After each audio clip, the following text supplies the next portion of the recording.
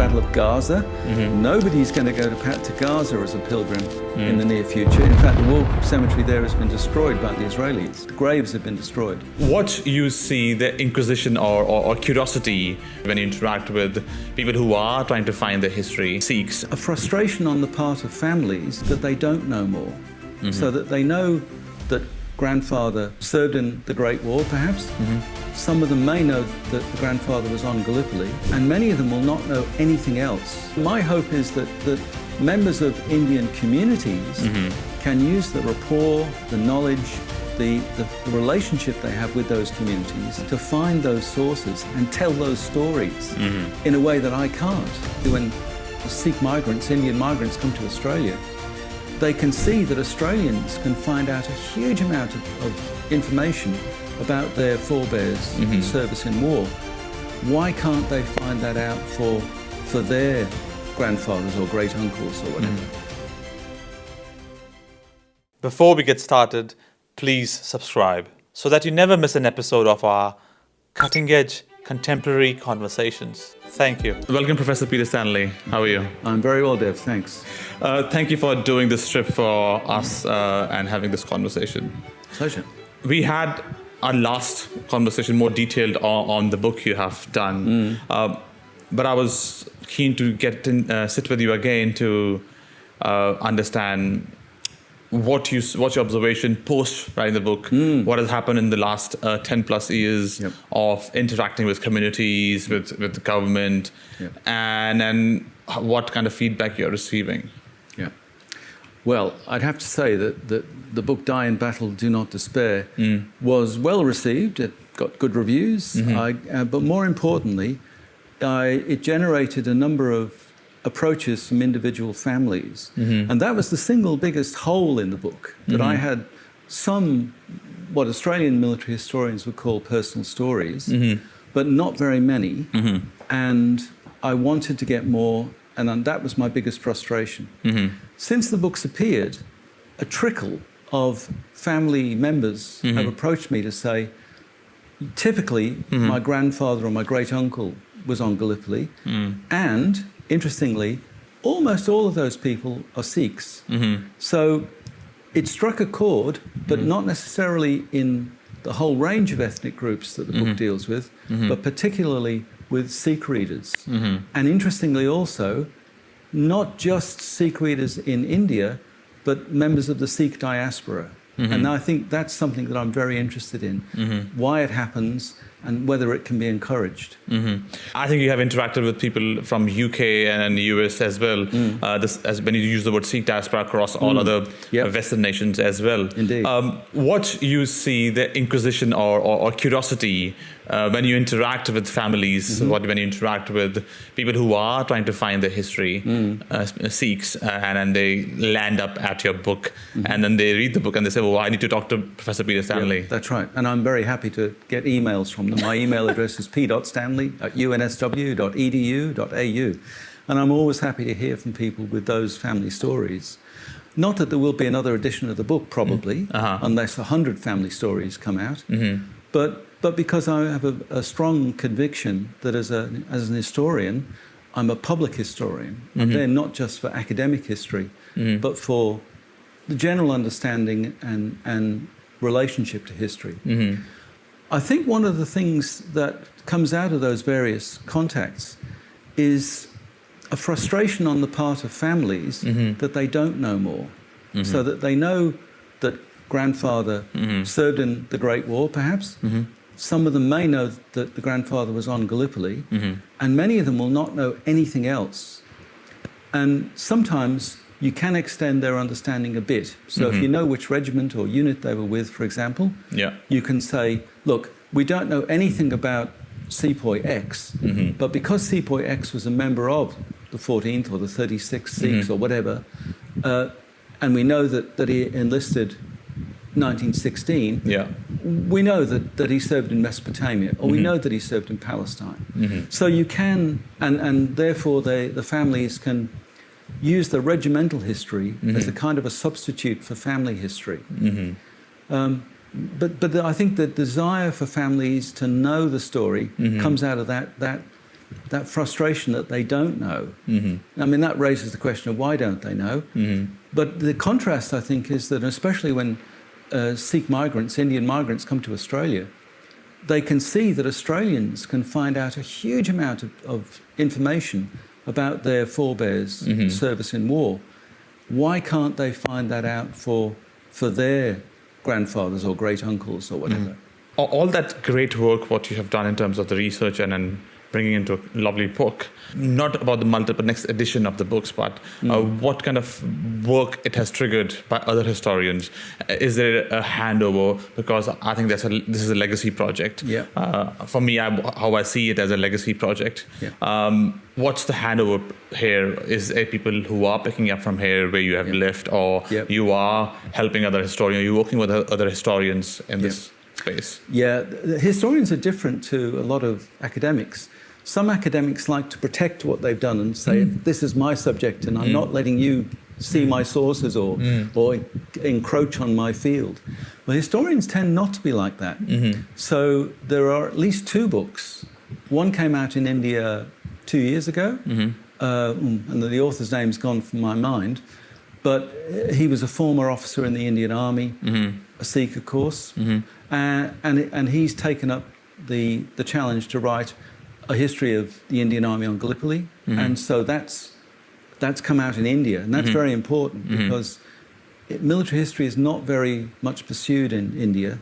So the fact that an Indian Army officer, a retired Indian Army officer, writes a book about the same subject, but includes new material, quotes material that I looked at but I didn't quote, and puts a different perspective on it in India is a great thing.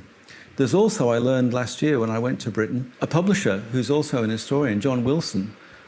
He's writing a shorter book on Indians on Gallipoli, so we can expect that to come out in the near future. Now that's news to me, that's wonderful news, because to be honest, I don't want to go back to it and do more research unless 100 family stories came out of the ether, in which case I might be tempted. But I really want people to take it up. Then there's another project as well that a Turkish colleague of mine who used to be at University of New South Wales, who is now in the United States. Military historians are quite mobile. Mesut Uyar, and he's doing a book called 6 Armies on Gallipoli. And of course, one of those armies is the Indian Army. Now, I've done a chapter for that book, but also an Indian historian, Kaushik Roy, has also done a chapter for that book. So here's another way in which people can find out more about this aspect of Indian military history. So the more people write books, the better. I'm not jealous of them at all. And I think thank you for supporting the whole project of other people who are trying to reach out to you and get more support from you and the sources and information, and you are very much open to share all of that. What do you see in terms of these independent projects being run, but they are concluding? Do you think the people will take it over as a collective project in which multiple books will be done, or people will independently spur out and then mushroom and write their own books? Yeah. History tends to work more like the mushroom model, where individual projects spring up from various sources. I mean, some people will get involved in doing research because of their family background. Others will get involved because they're academics or serious researchers.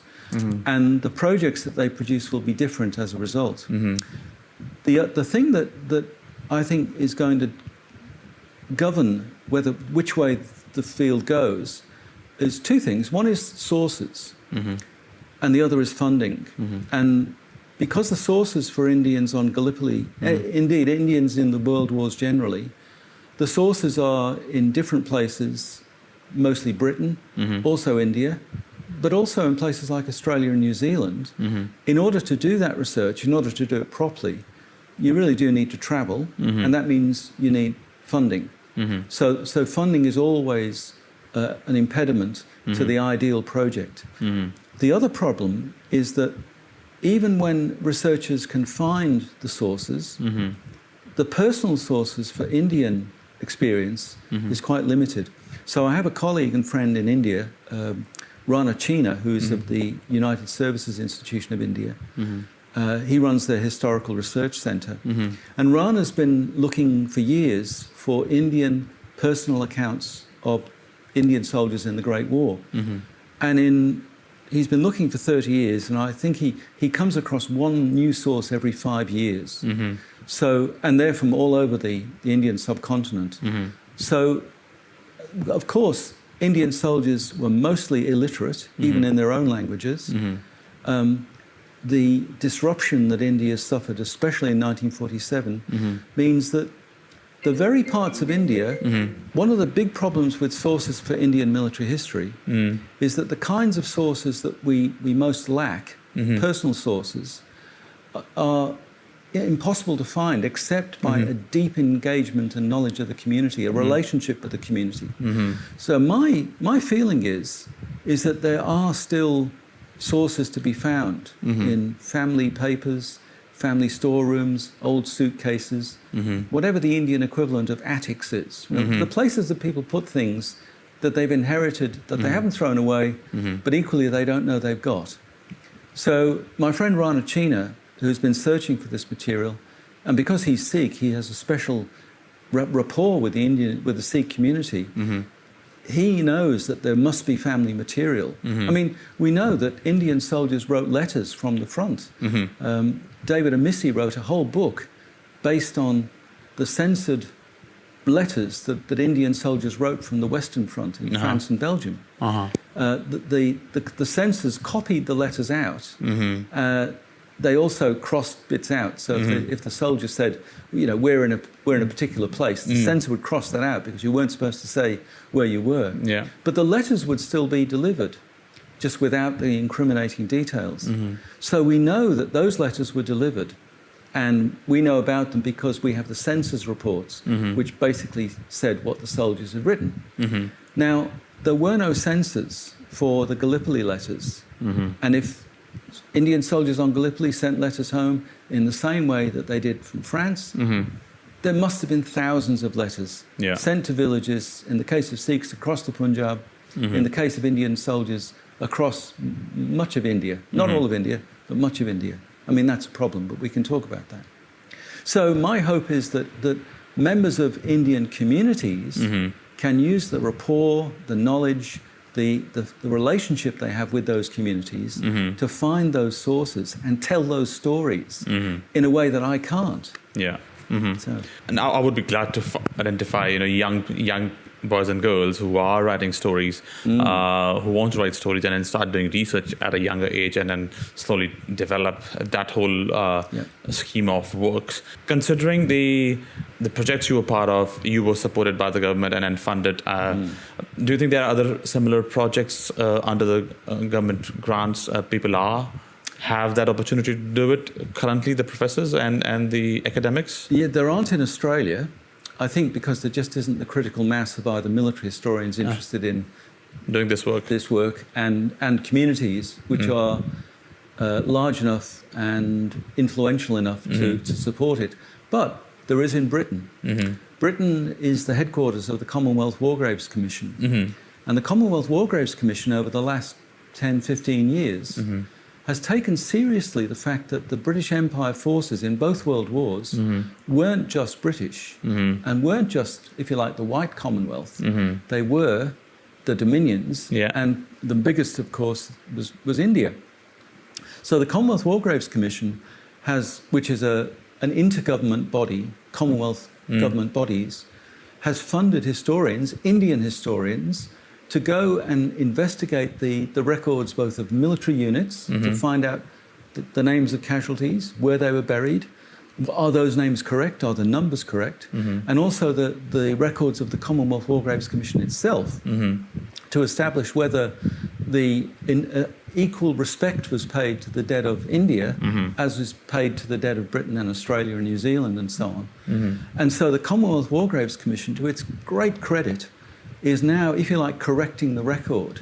So Indian researchers or Indian families, because it's available on the internet, can now go to the Commonwealth War Graves website and find the details. Well, they always have been able to find the details. but it's much easier now because all of those graves registers and memorial registers are on the internet. So for my book, I made sure to include all of the names of all of the Indian troops who had died either on Gallipoli or as a result of the Gallipoli campaign. But that effort, that attention, that respect has now been multiplied across all of the Commonwealth countries, Africa, Asia, India, and the Commonwealth, the white Commonwealth that's always, if you like, taken that responsibility on directly. Thank you for the work. People like me, Sikhs living across the Western world, want to do a pilgrimage, to use that word, and then travel to spots in Gallipoli. What's the featured place we should be starting our journey with? Indeed. That's a very good idea. And I would hope to see the same impulse to visit the battlefields among the Sikh diaspora, the Indian diaspora, as we see in Australia. Australia and Britain and New Zealand especially have always been, no, they haven't always, for the last 40 years have gone on pilgrimages. So couples, families will join tours and go to places like Gallipoli and like the Western Front. And there's a whole series for Australia of places to go to. They don't go randomly. They go to Pozières, they go to Ypres, they go to Fromelles, they go to Villers-Bretonneux. They don't go to the places where Indians served. They don't go to the places where the British fought. They have a very narrow view, if you like. They're a very Australian nationalist approach. But as a result of those tours and that impulse, that commitment, it means that there are thousands and thousands of people in Australia who, when you say the word Pozières, which was what the first big battle that Australians were involved in on the Western Front, those people understand what you're talking about. So it's increasing the level of awareness, of familiarity, of historical literacy, if you like. Now, it would be wonderful if the Sikh diaspora, if the Indian community in Australia could also be following those trails. Now, it's more complicated for India for several reasons. One is that Indians didn't just go to... Australians basically went to three places. They went to Gallipoli, they fought in the Middle East, and they fought on the Western Front. So you can go to virtually all of the main places with a simple flight to France. For Indians, of course, the Indian Army was deployed all over the Great War. So there were Indians in Mesopotamia, now Iraq. That's a problem for tourism. There were Indians deployed in the Middle East, Palestine, the Battle of Gaza. Nobody's going to go to Gaza as a pilgrim in the near future. In fact, the war cemetery there has been destroyed by the Israelis. Has it? Seriously damaged. Wow. Bodies have been disintegrated. The graves have been destroyed. So nobody's going to go to Gaza. Gallipoli, is a real possibility. In fact, if a group of Sikh Australians wanted to go to Gallipoli, I could easily suggest a 5-day itinerary which would take them to the main places where Sikhs served on Gallipoli. Likewise, for the Western Front, the Indian Corps on the Western Front was there for, I suppose, about a year, 18 months.